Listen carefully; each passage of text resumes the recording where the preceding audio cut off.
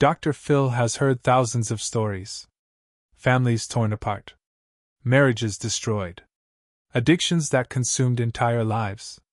In 30 years of broadcasting, he's seen humanity at its most vulnerable, its most broken, its most desperate. But on this particular afternoon, in front of a live studio audience and millions watching at home, something happened that even he wasn't prepared for. A man sat in the guest chair, his hands trembling slightly as they gripped the armrests.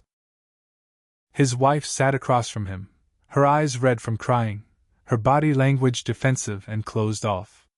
Between them sat an envelope. Just a simple manila envelope. But what was inside would change everything. Dr. Phil was mid-sentence, his voice steady and professional, when the man interrupted him. "Dr. Phil, I need to tell you something." His voice cracked. "The real reason I disappeared." Dr. Phil stopped. Not paused. Stopped. He stood in the center of his stage, raised one hand toward the cameras, and said something he rarely says. "Wait. Everyone wait." The studio fell into complete silence. 200 people holding their breath. Cameras still rolling but operators frozen. Production staff standing motionless in the wings. Because in that moment, everyone in that room knew they were about to witness something that would stay with them forever.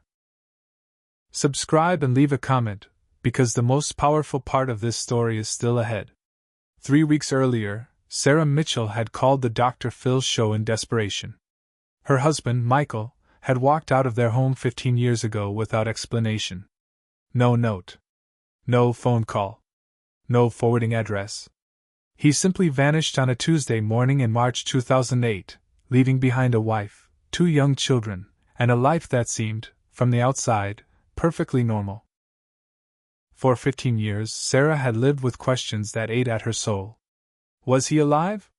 Was he safe? Had she done something wrong? Had he ever loved her at all? The not knowing was worse than any answer could have been. Then, 6 months ago, Michael had reappeared. He'd shown up at their old house, now occupied by Sarah and their grown children, and asked if they could talk. The conversation had been awkward, painful, incomplete. Michael had offered apologies but no explanations. "I'm sorry," meant nothing without. Because. That's when Sarah had reached out to Dr. Phil. She didn't want revenge.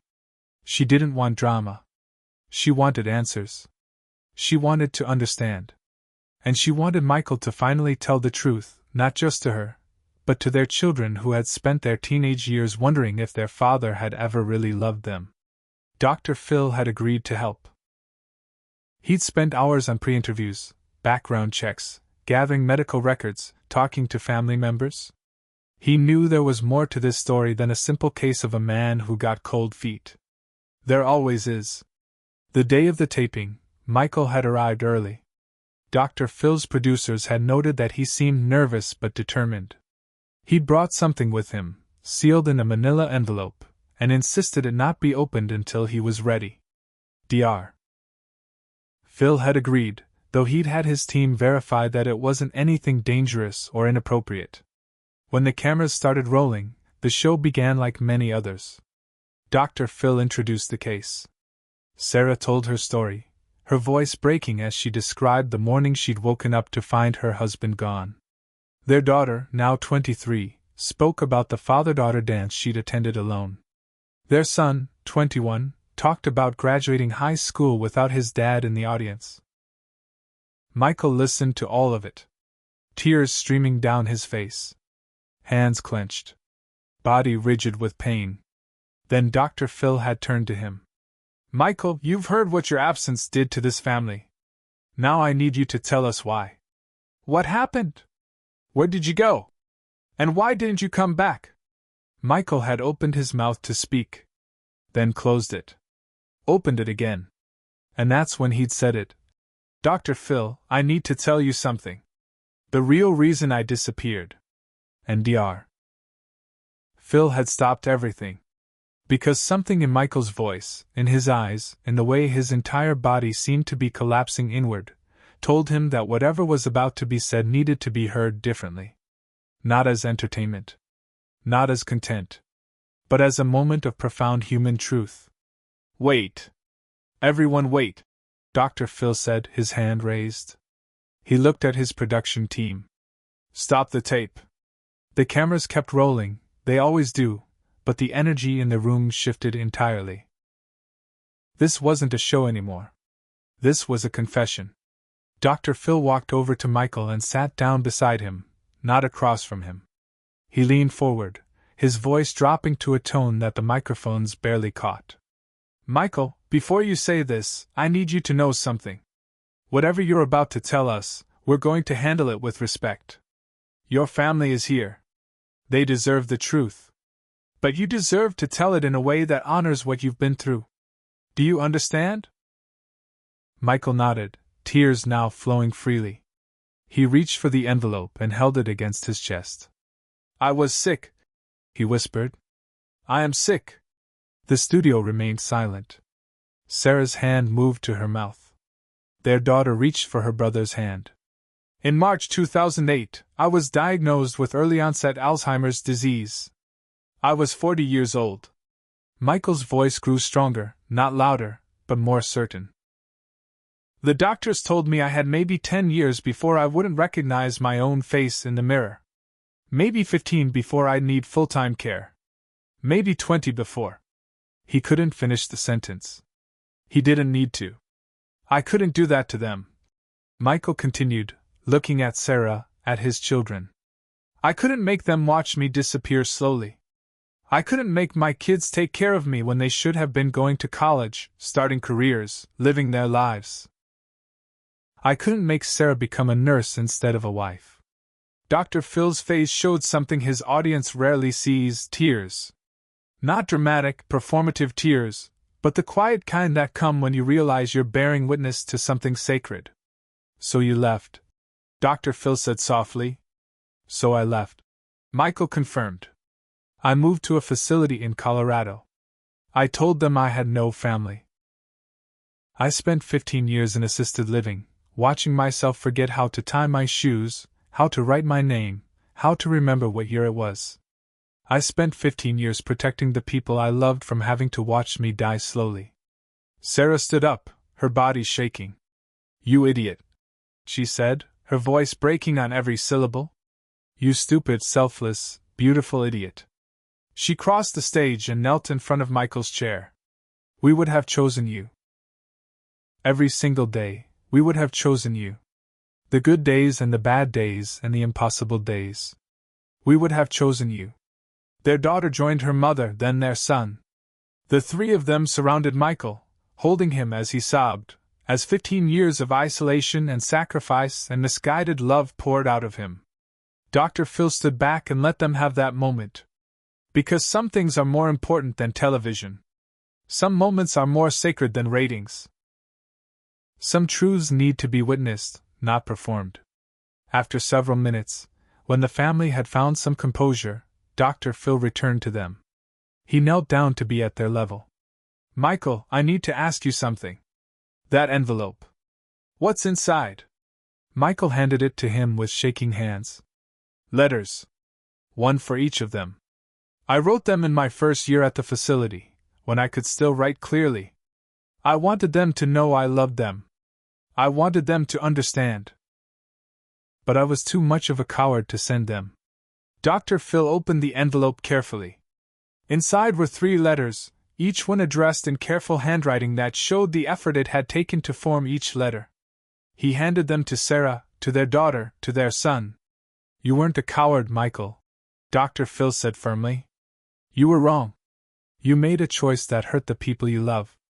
But you weren't a coward. You were a man who loved his family so much that you made a terrible sacrifice thinking it would protect them. That's not cowardice. That's misguided love.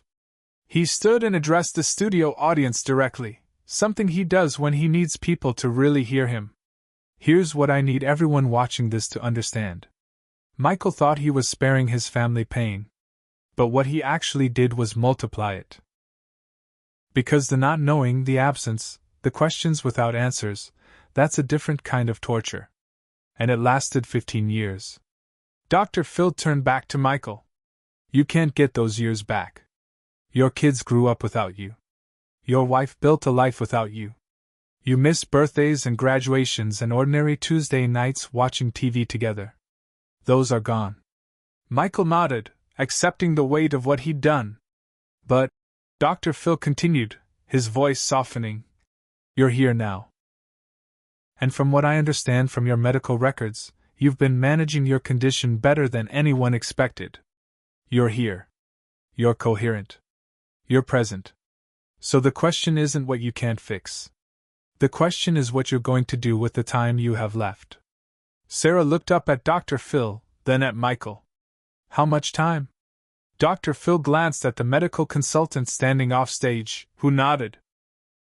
With the treatments available now, with proper care and support, Michael could have another 10 to 15 good years. Maybe more. The disease is progressing slowly. He's been one of the fortunate ones, medically speaking. Then we don't waste another day, Sarah said, her voice steady now. We don't waste another hour. Michael, you're coming home. And we're going to fight this together. All of us. The way we should have done 15 years ago. Dr. Phil looked at the family, then at his audience, then directly into the camera. Off camera, during our break, I made some calls. We have a team of specialists ready to work with Michael. We have resources for families dealing with Alzheimer's. We have support groups, counseling, medical interventions. Michael's story doesn't end here. It starts here. The right way this time. The audience stood and applauded. Not the kind of applause that comes from entertainment, but the kind that comes from witnessing something real, something transformative, something that reminds you why human connection matters more than anything else. But what happened next is something no one in the room, or watching at home, saw coming. After the cameras officially stopped rolling, after the audience had filed out, after the production staff had started breaking down the set, Dr. Phil did something he rarely does. He invited Michael and his family into his private office backstage. There, away from cameras and microphones, he sat with them for another hour. He called in specialists. He arranged for Michael to be admitted to a top-tier Alzheimer's research program. He connected Sarah with support networks for caregivers. He helped their children understand what the coming years might look like. And he gave them something else. Something that couldn't be measured in medical interventions or support groups. He gave them his word that they wouldn't go through this alone. That his team would follow up. That the resources wouldn't disappear when the episode aired. 3 months later, Dr. Phil received a letter. It was from Michael, written in slightly shaky but legible handwriting. It said, Dr. Phil, I don't remember everything from that day in your studio. Some moments are already fuzzy, like looking through a window covered in frost. But I remember you stopping everything. I remember you saying wait. I remember you treating my story like it mattered. And because you did that, I found the courage to let my family back in. I'm home now. Some days are hard. Some days I forget where I put my keys or what year it is. But I'm home. And that's everything. Thank you for giving me the chance to stop running. Thank you for showing me that love is worth the pain. Always. Michael. Dr. Phil kept that letter in his desk drawer.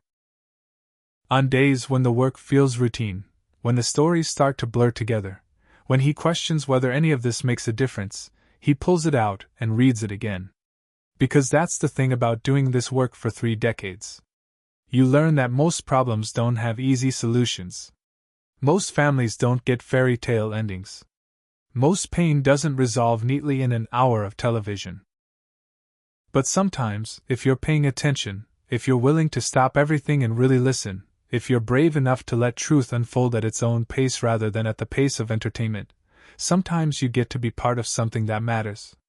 Something that changes lives. Something that reminds everyone watching that we're all just human beings trying to figure out how to love each other well, even when we're terrified, even when we're broken, even when we think we're too far gone to be saved. Michael's story aired 6 weeks after it was taped. The episode became one of the most watched in the show's history. But more importantly, it sparked a national conversation about Alzheimer's, about caregiving, about the choices we make when we're terrified of becoming a burden to the people we love. The manila envelope still sits in Dr. Phil's office, a reminder that sometimes the bravest thing you can do is stop running and let people love you, even when you're falling apart. Share and subscribe. Make sure this story is never forgotten. Because the truth is, we're all one diagnosis away from having to choose between protecting the people we love and letting them protect us. Michael chose wrong the first time. But he got a second chance. And that second chance started the moment Dr. Phil said, "Wait. Everyone wait."